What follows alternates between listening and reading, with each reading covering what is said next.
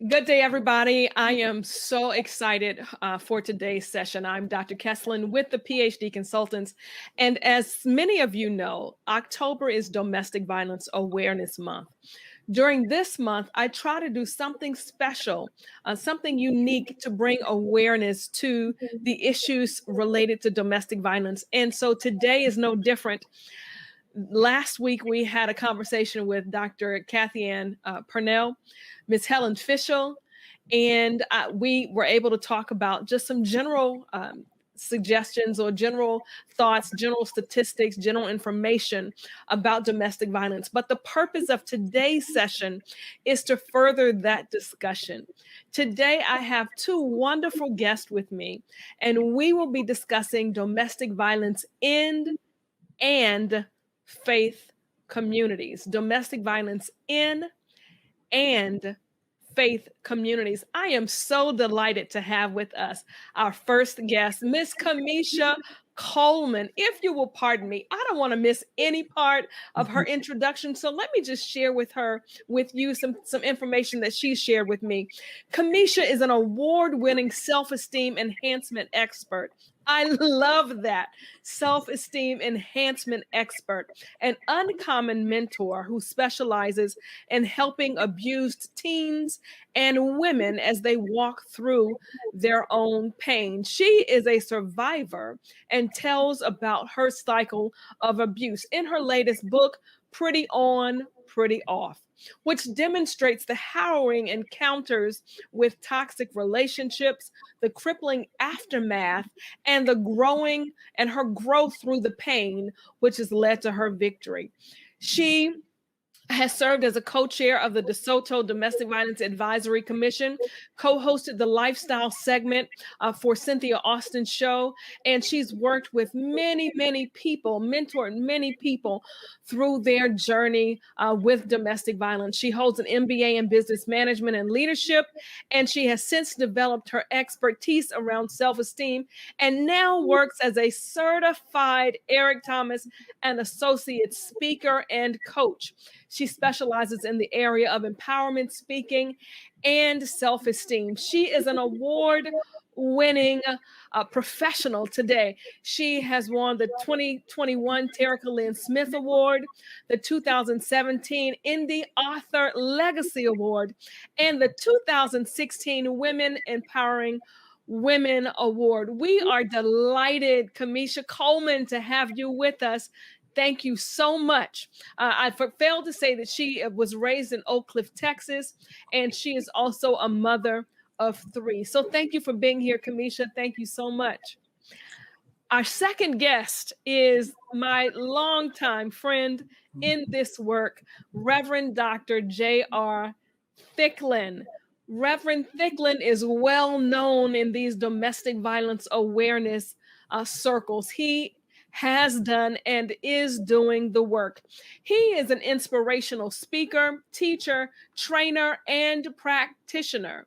He is also president and CEO of Destiny by Choice, where he is empowering and shaping the lives of people who have been impacted by domestic violence and those impacted by all types of abuse. With over 20 years of addressing victims and practitioners, helping to uplift those who persevere through such adversity, Dr. Thicklin especially translates his message to empowering those seeking to strengthen, encourage, and support their organizations at new levels of achievement. So, Doc, I must tell you that I am so thankful that you're doing this work as it relates to organizations. We're going to talk about one of those organizations today, being the church. Just like our first guest, Reverend Dr. Thicklin has received numerous awards, including the 2017 Presidential Lifetime Achievement Award and the Governor's Peace at Home Award. He's been a trainer in the state of Florida. He has been from the top house to as low as he can get in the ditches doing the work. And so I am very thankful. Dr. Thicklin is also accomplished academically. He has studied psychology and sociology at Southern at the South University and the University of Phoenix.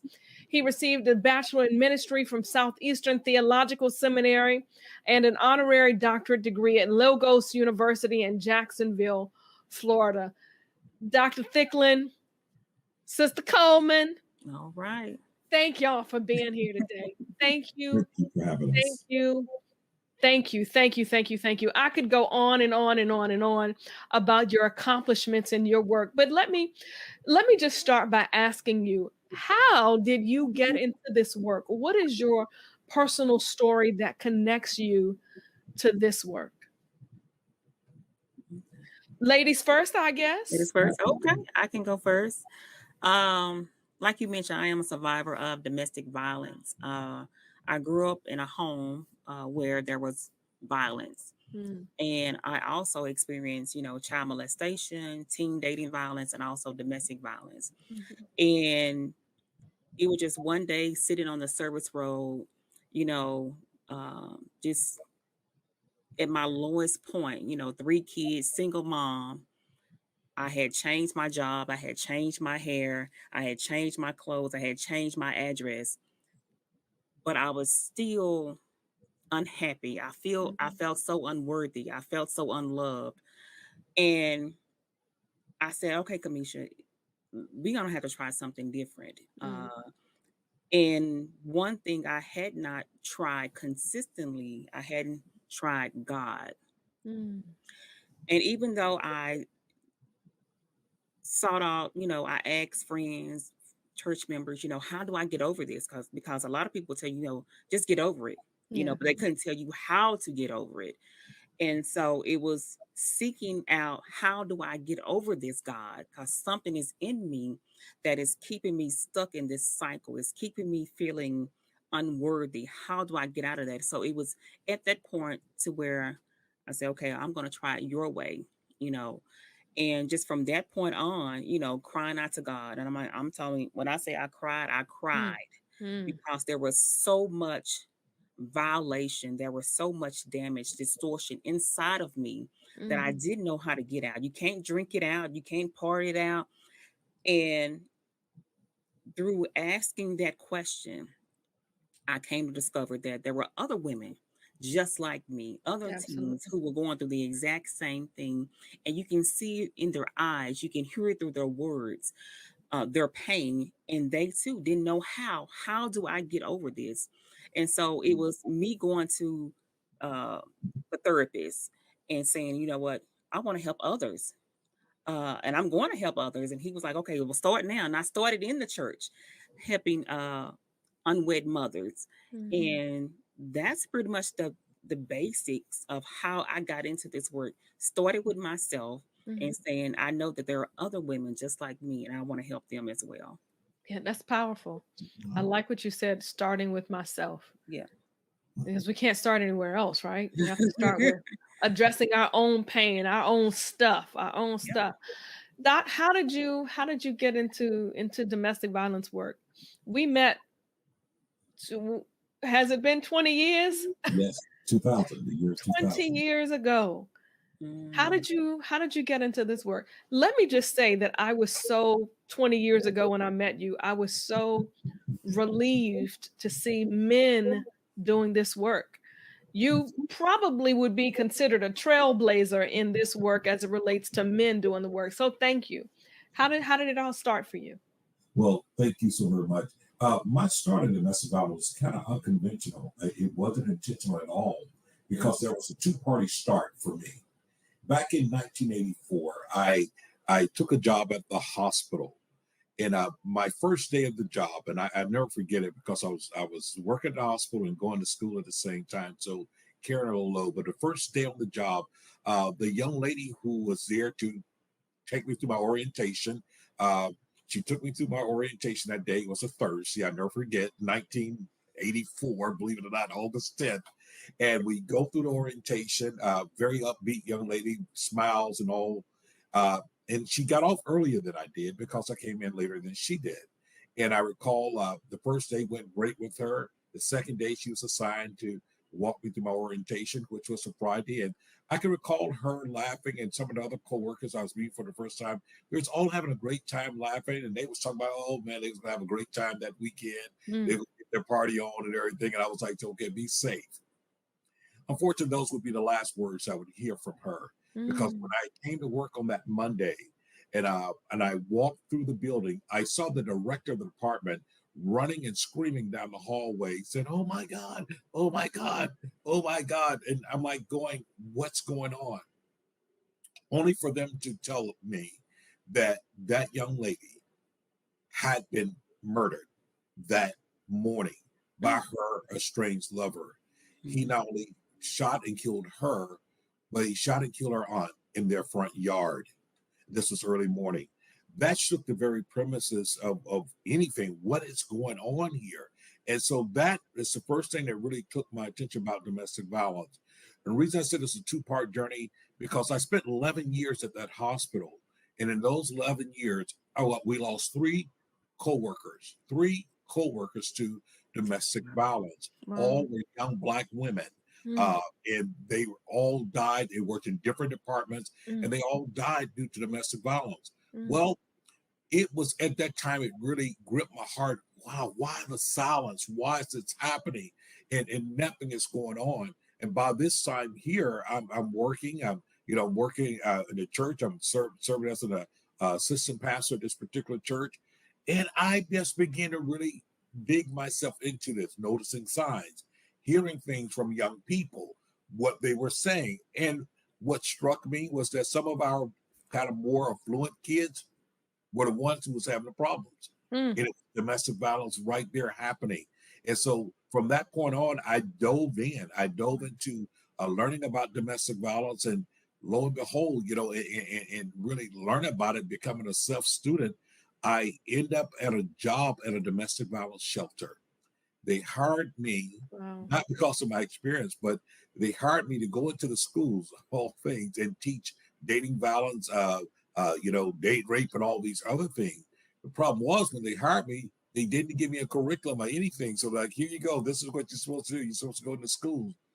And the rest became history, because what happened then was the combination of my own training, the combination of my delivery, it just blew up in the schools. I mean, we started off trying to get into schools, to having a waiting list being in the schools, because all of a sudden students were biting on this, administrators was biting on it, and that began the journey.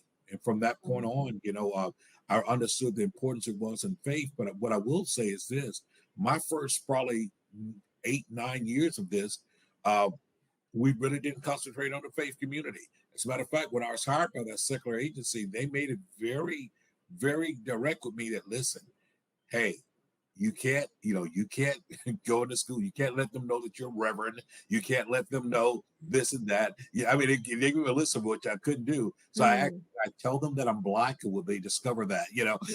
So it was that type of thing that happened. But it launched that, being told that what I couldn't do, only for it to eventually happen, that it was turning me saying, well, you think you can reach the faith community? So that began our journey in this work. So let's talk, because that's what the topic is for today, right? Domestic violence in and / right, the faith community. When we think about DV, my work into DV began in a similar fashion. You all know that my work in DV started soon, slightly before there was an incident of domestic violence in my faith community, and two sisters were killed in one tragic accident. And that work was over 20 years ago. But I am still finding that there are far too many people who are in the faith community who have never heard a sermon on domestic violence, who've never been to a training on domestic violence, who are not even acknowledging that domestic violence exists. Why is that? Why is it still taboo, especially in our faith communities? That fascinates me. What are your thoughts about that? Well, I can go first. in my opinion, as growing up in the church, we went to church every Sunday. It's almost as if we are conditioned to believe that whatever comes your way, you just pray about it, pretty much. Mm, Just pray about that. It mm, wasn't until recently, I mean, like a few years ago, where I actually heard a pastor talk about domestic violence, but it was only for a few minutes, mm. meaning that if somebody hits, or if you're being beaten, get out. It wasn't a sermon. It wasn't 45 minutes, an hour thing broken down. Wow. No.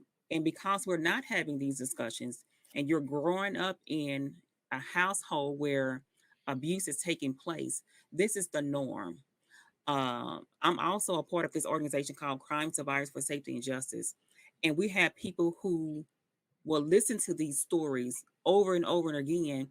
And it's not until after they hear multiple times, like, wait a minute, I've been in a domestic violence situation all this time, Mm, but they don't label that as that. It's a normal thing. It's not domestic violence, it's a normal relationship.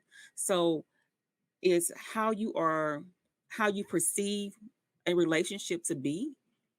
Domestic violence does not exist. This is your normal. And right. so, and then if you go to church, there's no conversation. It's not talked about, or maybe you're blamed in some type of way. You're not doing something right. You need to fix that so he or she won't hit you. Mm, So it's just not, it's I don't know if it's the shame and the guilt around it, or the denial. We don't want to actually deal with domestic violence, especially in our communities yeah, especially in our communities, meaning communities of color of and color. communities of faith. Yes. We don't want to deal with it. Rev, what are your thoughts? Why aren't we dealing with it in the church? We know that people of color are the most religious folk in the country. We know Yes. that the church historically has been our training ground. We've talked about many social justice issues, and we've raised funds in the church for so many other things, but we haven't talked about domestic violence. Talk to me, Rev. Talk to me. Why is that the case? Well, the church has remained silent about domestic violence, number one, because of leadership. Leadership is afraid to touch the subject. Mm, Having interviewed many clergy through their filling out evaluations and their surveys, is that many of them feel that this is too personal of an issue to deal with and address. Getting involved in people's homes and lives, that is off limit. But the mhm, reality is that one of the reasons domestic violence is so silent in the church, because the fact domestic violence does not take on a personality, in the mm, sense of the fact you are not exempted from being an abuser, nor a abuser or a victim, based upon your status, based upon your knowledge, based upon how many scriptures you can quote, based upon your financial condition. So it makes everybody a possible person that could be.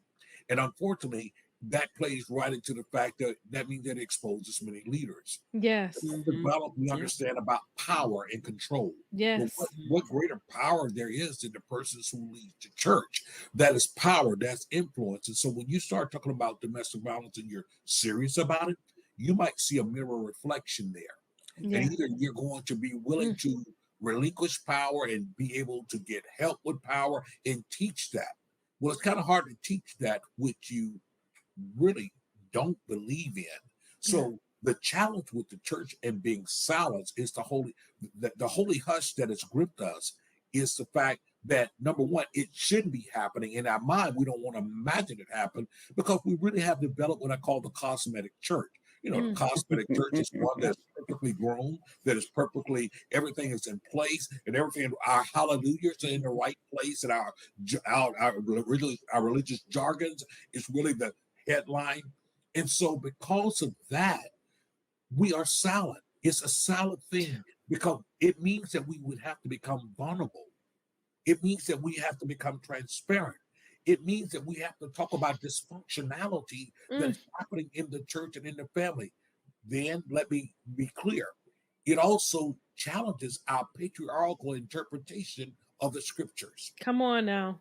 And because it challenges our patriarchal interpretation of the scripture, it's like, okay, let me take my marbles and I'll keep them here. Mm-hmm. Because to open up Pandora's box means that I now have to demonstrate I am now responsible for now becoming the very thing that I'm supposed to be telling you not. And so we're silenced for so many reasons. It also requires us to learn. Yeah, it requires us to be able to go beyond 3 points in a poem. It requires us to be able to do more than hoop. It requires us to really be. Wait a minute, now you're stepping on some toes now. Wait a minute now. But it's the truth. That's true. Yeah. So it requires us. It's a responsibility that is there. And like you said, and like you alluded to, there is a sense of denial. There's a sense of denial where we want to put on rose-colored glasses and say, well, it's not happening in my church. And we know that's not true. The only reason that a leader would think it's not happening in their church is because that leader's never said anything about it, has never preached a sermon about it, have never brought it up, haven't entertained a brochure, not even allowed anyone to come in. So for them, in other words, do not rock the baby. Do not rock things around here. We're at peace here. And I'm telling you, that silence is deafening. Deafening and deafening. Yeah. Right? Absolutely. Deafening and deafening. There are so many members of our church who have been killed. You know, you said so much. You said a cosmetic church. Is that what you said? Absolutely. We're so want to look good. Absolutely. But we're hurting. Yes. We're hurting. And not only are we hurting ourselves, but our children are hurting.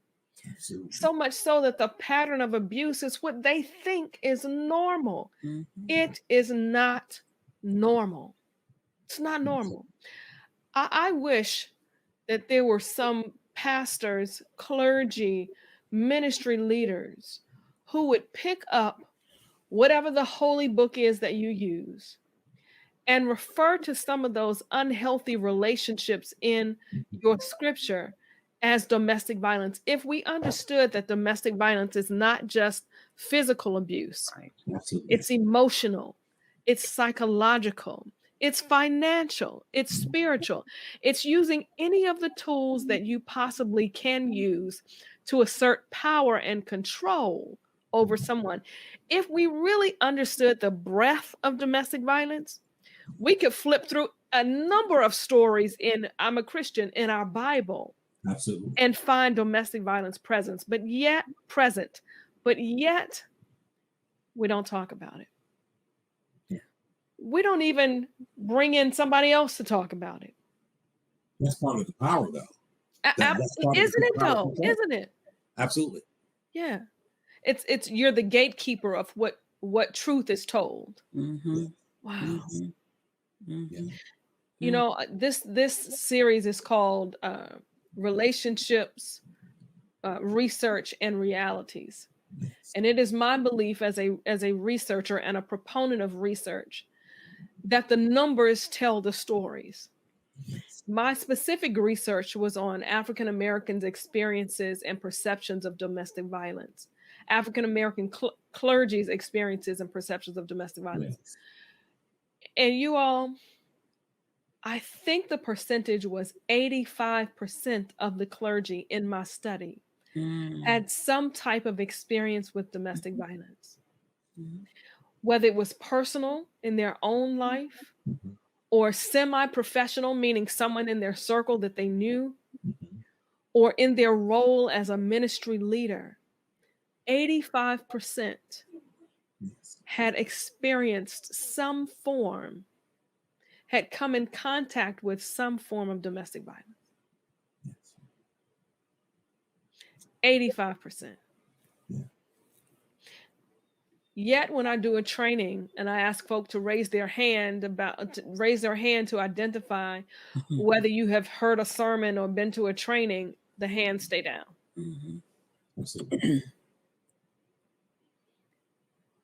The holy hush.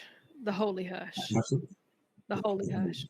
We have work to do. So my next question is, what do we do? What do we do? We've talked about why it happens, but what do we do to break the silence? So many people are dying.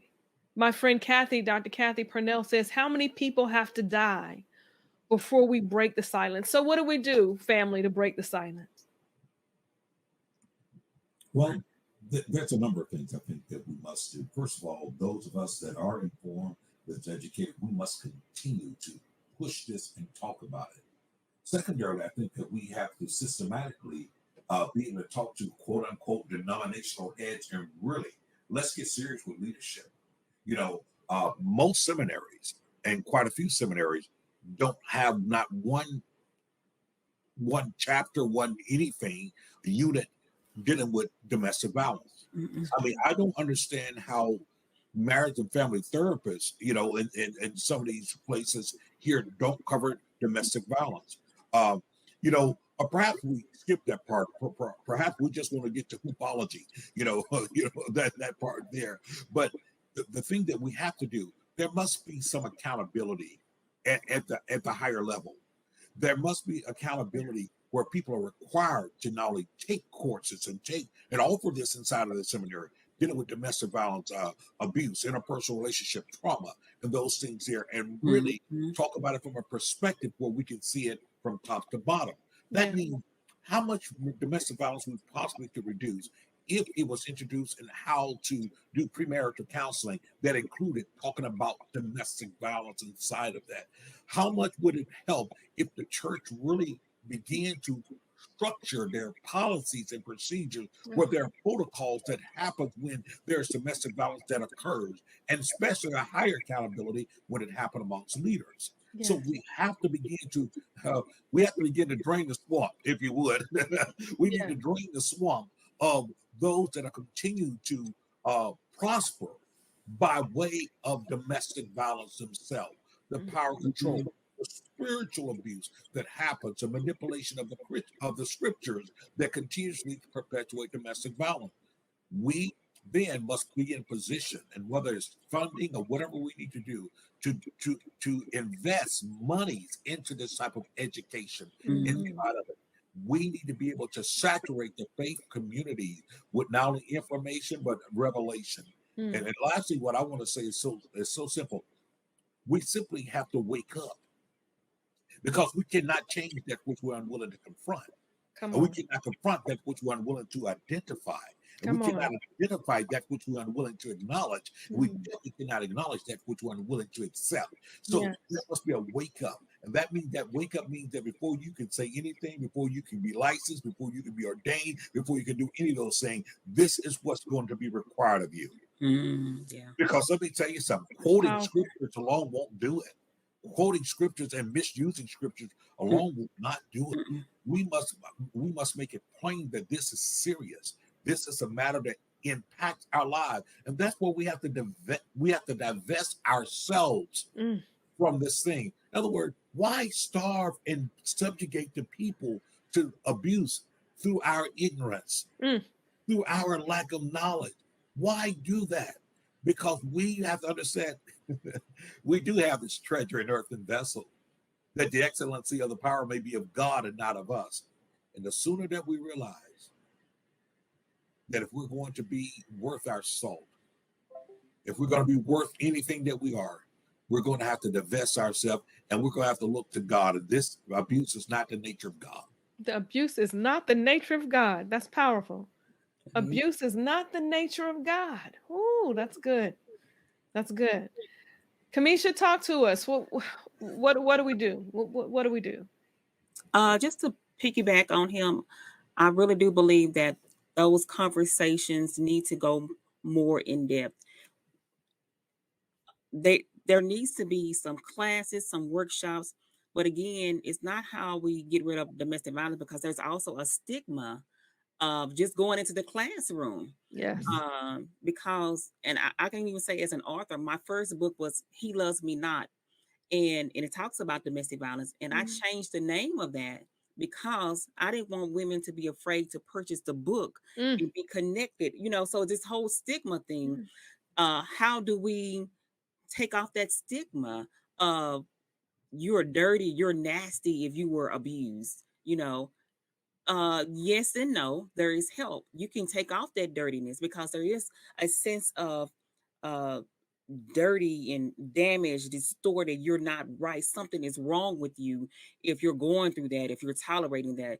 And so we deny that it's happening, and we pretend, we put on this show that everything is okay, but really you tore it from the flow up. And you go into this church, you got your Bible, you sitting there every Sunday, on every Wednesday, because I was that lady sitting there, and I was seeking those answers, and I had to go outside of the church. So if the church would bring in those tools, because there's so much information out there, but Yes. nobody is willing to, number one, say that I need some help. Something is wrong with me. Number two, let's bring these sources into the church and get these folks some help. Until then, the cycle is going to continue. And it all starts with one person. Yes. One person says, okay, this is what we're going to have. We're going to have it every week until whenever. Not just one time, and this one time and only 3 people showed up and the congregation is 5,000 people on, we got to keep it going, because they will come in, because people are looking for answers, especially during COVID. Yeah. Oh, The numbers went sky high. Domestic violence was already huge, but this time the neighbors were home. yeah. And they could hear it. So even if she or he didn't want to call the police, the neighbors were calling the police, Yes. because I'm tired of listening to you. I'm tired of listening to this. Yes. People, we need the help. We need to know that it's okay to be healed, to be whole, and to be loved. Yes. And I say we don't have a epidemic of domestic violence. We have an epidemic of the lack of love. I don't love myself because I was never conditioned to feel loved. So now I get into this relationship, and this person is treating me exactly how I was treated as a child. And it is a cycle, a generational cycle of unworthiness, neglect, and abuse that keeps going on year after year after year after year. Absolutely. And it's sickening. It's a disease. It's just like diabetes and high blood pressure. It's like COVID. It's Right. like COVID. It's like COVID. Yeah. We need to get rid of it. But until someone says, I no longer want to live like this, I no longer accept this. This is not love. And like you said, this is not of God, because it's not. It's not. That's when the change will happen. And it starts with one person. We just need that one person. Yeah. Yeah. I am well aware that domestic violence does include physical abuse, and it does take just one person talking about it.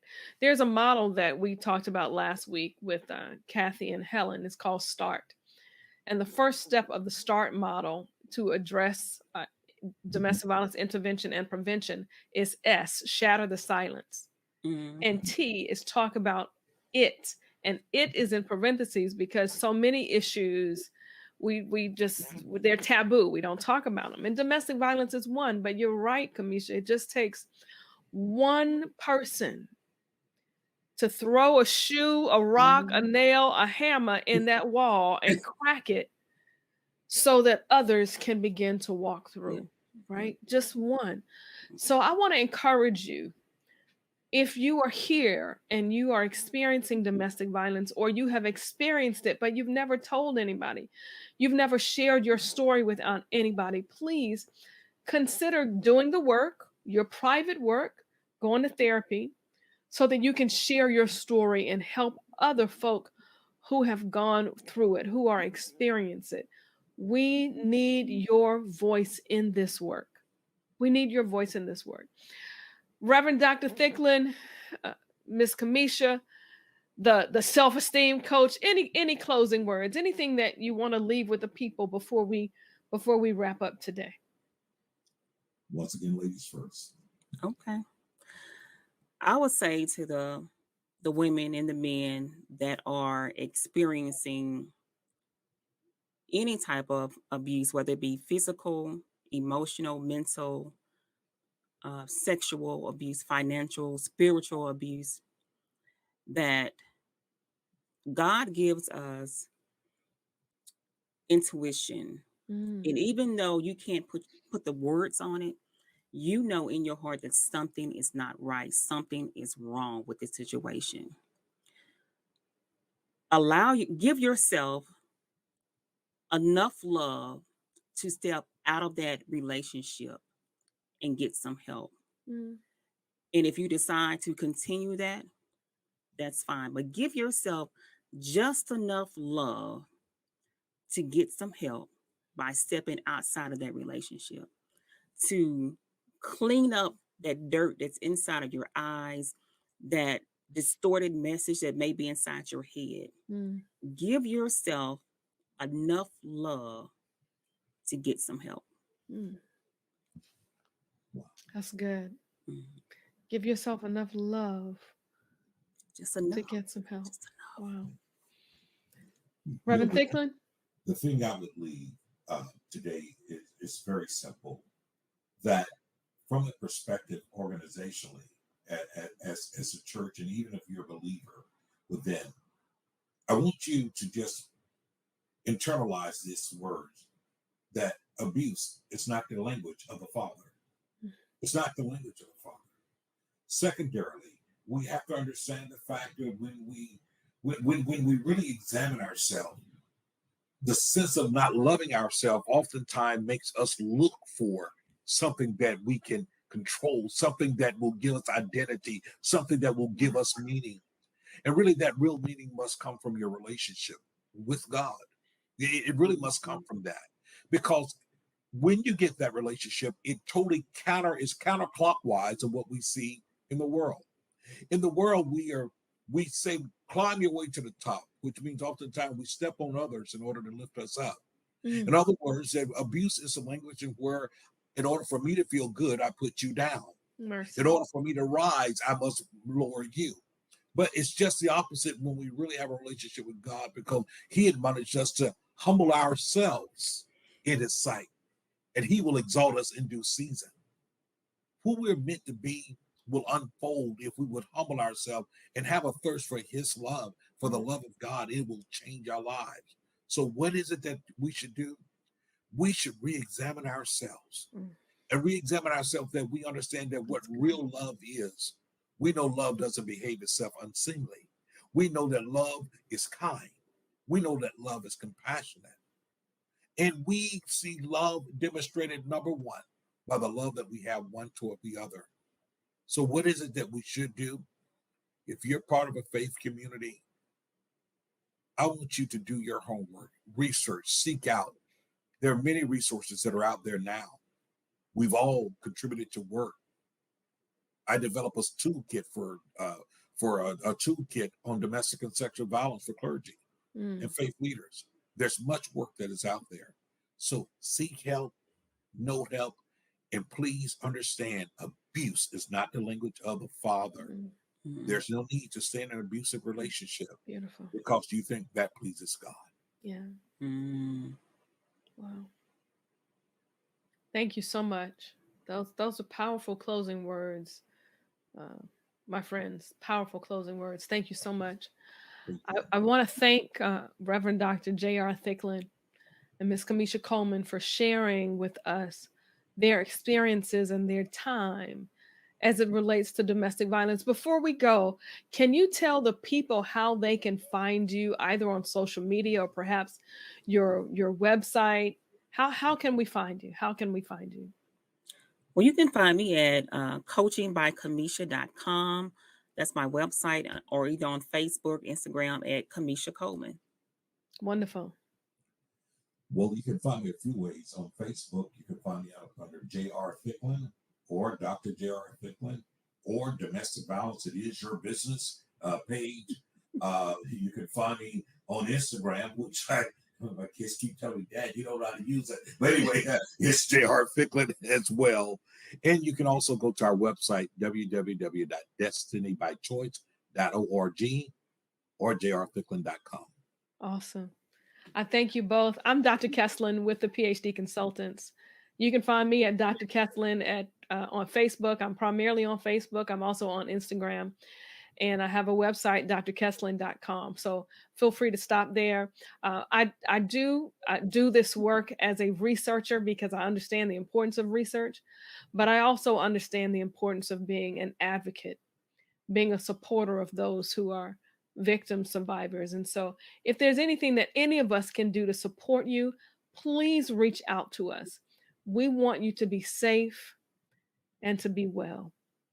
This is Dr. Kesslyn with the PhD Consultants. Thank you so much for being here. Remember, for those of you who are doing the research, the doctoral degree is not merely a degree of intelligence, it is a degree of persistence. The world needs your research. It does matter. Have a good day, everybody, and we'll see you next week.